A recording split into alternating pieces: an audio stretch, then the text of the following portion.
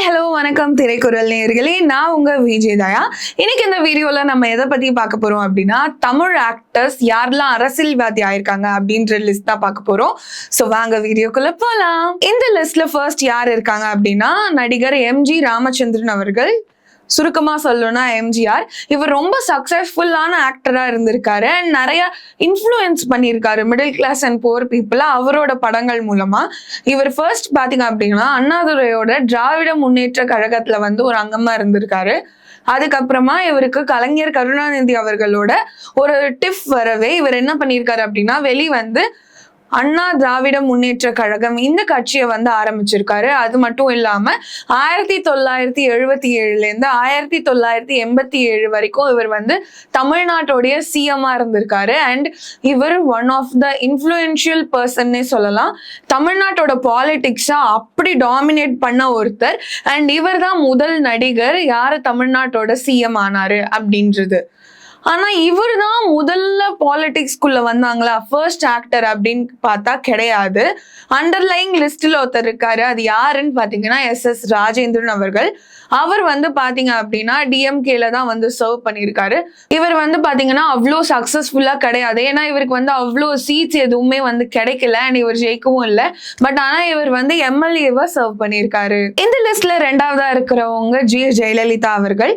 இவங்க எம்ஜிஆரோட அரசியல் வாரிசு அப்படின்னு யாருமே நினைச்சு பார்க்கல. பட் எம்ஜிஆர் இவங்களை நிறுத்தும் போது இவங்க இதெல்லாம் பண்ணிருவாங்களா அப்படின்ற ஒரு சலசலப்பு இருந்தாலுமே இவங்க தமிழ்நாட்டுக்கு 5 முறை முதலமைச்சர் ஆயிருக்காங்க அப்படின்னு தான் சொல்லணும். அயன் லேடி அப்படின்ற டேகோட தலை நிமிர்ந்து தமிழ்நாடு பாலிடிக்ஸையே டாமினேட் பண்ணியிருக்காங்க. அண்ட் தமிழ்நாட்டு மக்களுக்காகவும் நிறைய விஷயங்கள் பண்ணியிருக்காங்க. இவங்க எம்ஜிஆரோட கோஸ்டாரா இருந்திருக்காங்க நிறைய மூவிஸ்ல. அப்படியே எம்ஜிஆரோட ஃபுட் ஸ்டெப்ஸை ஃபாலோ பண்ணி அவங்களோட கட்சியில இணைந்து சிஎம்மாவும் இருந்து சூப்பராகவே பணியாற்றிட்டு வந்தாங்க. அடுத்ததா நடிகர் கமலஹாசன். கமலஹாசன் எப்பயுமே அவரோட ஸ்பீச்சுக்கு ஒரு கான்ட்ரவர்சி இருக்கும். என்ன இவர் புரியாத மாதிரியே பேசுறாருன்னா அவர் பேசுற எல்லாத்துலயுமே ஒரு அரசியல் இருக்கும். அதுக்கப்புறமா பாத்தீங்கன்னா இவர் மக்கள் நீதி மையம் அப்படின்னு ஒரு கட்சி ஆரம்பிச்சாரு. பட் அந்த அவ்வளோ இதுவா போகல அப்படின்னாலுமே இவர் அந்த பார்ட்டியை கலைக்கலாம் இல்லை, ஒரு இன்ஆக்டிவ் பார்ட்டியா தான் இருந்தது. அங்கங்க போய் வாய்ஸ் அவுட் பண்றது கமல்ஹாசன் ஃபிகர் ரொம்ப எவிடென்டா இருந்தாரு பாலிடிக்ஸ்ல. அதுக்கப்புறமா இவர் 2025 பாத்தீங்கன்னா மெம்பர் ஆஃப் ராஜ்யசபாவா ஆறாங்க. அதுக்கப்புறம் இவங்க டிஎம்கேயோட அலையன்ஸ்ல தான் அது ஜெயிச்சதுனால இவங்க டிஎம்கேக்கு சப்போர்ட் பண்ணிட்டு இருக்காங்க. இன்னொரு நடிகர் யாரு டிஎம்கேக்கு சப்போர்ட் பண்றாங்க அப்படின்னா நடிகர் சத்யராஜ். இவர் எந்த ஒரு பார்ட்டி பேஸ்ட் இவருக்குன்னு ஒரு தனியா கட்சி இருக்கான்னு பாத்தீங்கன்னா கிடையாது. ஆனா இவர் ஏன் டிஎம்கேவை சப்போர்ட் பண்றாரு அப்படின்னா ரேஷனலிஸ்ட் அண்ட் பெரியாரிஸ்ட் ஐடியாலஜி கொண்ட சத்யராஜ் அந்த ஐடியாலஜி படி ஃபாலோ பண்ற கட்சி டிஎம்கே தான் அப்படின்னு சொல்லிட்டு இவங்க டிஎம்கேக்கு சப்போர்ட் பண்ணிட்டு இருக்காரு. அண்ட் 2026 சட்டமன்ற தேர்தல்ல முதலமைச்சர் மு.க. ஸ்டாலின் அவர்களுக்கு இவர் நல்லாவே ஹெல்ப் பண்ணிட்டு இருந்தாரு கேம்பெயினிங் எல்லாமே. அண்ட் இவங்களோட மகள் திவ்யா சத்யராஜ் இவங்களுமே ஜெனரல் செக்ரட்டரியா இருக்காங்க டிஎம்கே ஐடி விங்குக்கு. அடுத்ததா ரஜினிகாந்த் அவர்கள்.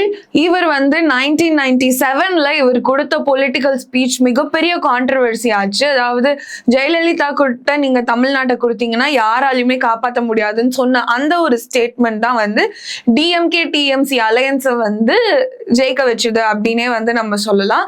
அதுக்கப்புறம் ரஜினிகாந்த் அவர்கள் அதுக்கு மன்னிப்பு எல்லாமே கேட்டாரு. அதுக்கப்புறம் இவர் 2017 நான் என்னோட பார்ட்டியை ஸ்டார்ட் பண்றேன் அப்படின்ற மாதிரி பேச்சு வந்துட்டே இருந்தது. அண்ட் ஃபைனலா இவர் ரஜினி மக்கள் மன்றம் RMM ஸ்டார்ட் பண்ணாரு. அண்ட் நான் தமிழ்நாட்டுக்கு ஸ்பிரிச்சுவல் பாலிடிக்ஸ் எடுத்துட்டு வர போறேன் அப்படின்ற ஒரு கொள்கையை வச்சாரு. பட் ஆனா 2021 அந்த டைம்ல தன்னோட கட்சியே இவர் டிசால்வ் பண்ணிட்டாரு. ஏன் எதுக்கு அப்படின்ற சரியான காரணம் யாருக்கும் இன்னி வரைக்கும் தெரியல. நிறைய பேர் என்ன சொல்றாங்க அப்படின்னா இவரை த்ரெட்டன் பண்ணியிருக்காங்க, அதனாலதான் இவர் சைலண்டா வித்ரா பண்ணிட்டாரு அப்படின்னும். இன்னும் சில பேர் என்ன சொல்றாங்கன்னா ரஜினி அவர்களுக்கு உடல்நிலை சரியில்லாதவர் எப்படி தமிழ்நாடையும் தமிழ்நாட்டு அரசியலையும் எடுத்து பார்க்க முடியும், அதனாலதான் அவர் நிலை தெரிஞ்சு ஒதுங்கிட்டாருன்னு. அதுக்கப்புறம் அவருக்கு நிறைய ஹெல்த் இஷ்யூஸ் இருந்தது, ட்ரீட்மெண்ட் போய் இப்போ நல்லா தெம்பா இருக்காரு. அடுத்ததா இதுல இருக்கிறது நடிகர் கருணாஸ் அவர்கள். இவர் பாத்தீங்க அப்படின்னா திருவிடனை கான்ஸ்டியூன்சில வந்து போட்டிட்டு இருக்காரு ஏடிஎம்கே சார்பா. அண்ட் அந்த தொகுதியில இவர் வந்து சீட்டுமே ஜெயிச்சாரு. அதுக்கப்புறம் என்ன ஆச்சுன்னு தெரியல, இவர் வெளியே வந்து சுயேட்சையா இவர் வந்து ஒரு கட்சி ஆரம்பிச்சிருக்காரு. அந்த கட்சி பேரு மக்களாத்தோர் புலிப்படை அப்படின்னு சொல்லிட்டு. அண்ட் இந்த கட்சிக்கு யார் அதிகபட்ச சப்போர்ட் கொடுக்குறாங்கன்னா தேவர்குல மக்கள் தான். அடுத்ததா கேப்டன் விஜயகாந்த் அவர்கள். இவரும் பாத்தீங்கன்னா எம்ஜிஆர் மாதிரியே வந்து அவர் ஃபுட் ஸ்டெப்ஸை ஃபாலோ பண்ணி மிகப்பெரிய இன்ஃப்ளூயன்ஷியல் பர்சனா இருந்தாரு. இவர் வந்து கேப்டன் ஆகவும் போலீஸ் ஆஃபீஸர் ஆகவும் நல்ல நல்ல ஐடியாலஜி கொண்ட படங்களா வந்து கொடுத்திருந்தாரு தமிழ்நாட்டு மக்களுக்கு. அண்ட் இவர் எவ்வளவு கைண்டான பர்சன் அப்படின்றது எல்லாருக்குமே வந்து தெரிஞ்ச ஒரு விஷயம். ஆனா இதுல அயனி என்னன்னா, Vijayakanth never got to become the CM of Tamil Nadu. அப்படி ஒருத்தரை மிஸ் பண்ணிட்டோம் அப்படின்னு இன்னைக்கு நிறைய பேர் வந்து வருந்துறாங்க. அண்ட் 2025ல இவர் அவரோட கட்சி DMDK வந்து ஆரம்பிச்சாரு.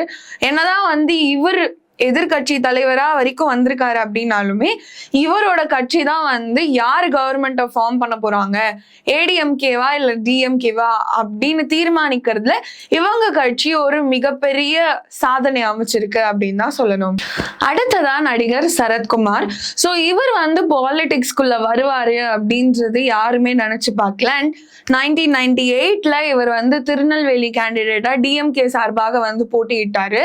ஆனா பாத்தீங்க அப்படின்னா இவர் ஜெயிக்கவே இல்லை. அதுக்கப்புறம் இவர் வந்து டிஎம்கே சார்பில் வந்து எம்பியுமே ஆனாரு.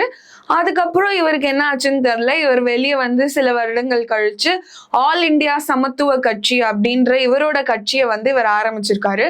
பட் அந்த கட்சிக்கு பெரும்பாலான அங்கீகாரமோ சீட்ஸோ கிடைக்கல. ஸோ இவர் என்ன பண்ணிட்டாரு அப்படின்னா 2024ல பாஜக கூட இணைஞ்சிட்டாரு. அடுத்ததா நடிகை குஷ்பு சுந்தர். இவங்க தனியா எந்த ஒரு கட்சியுமே ஆரம்பிக்கல அப்படின்னாலுமே பல கட்சிகளுக்கு வந்து இவங்க சப்போர்ட் பண்ணியிருக்காங்க. இவங்க ஒரு கட்சியா தாவுறாங்க அப்படின்ற குற்றச்சாட்டுமே இவங்க மேல வச்சிருந்தாங்க. பட் இருந்தாலும் இவங்க 2010ல டிஎம்கேல இருந்தாங்க.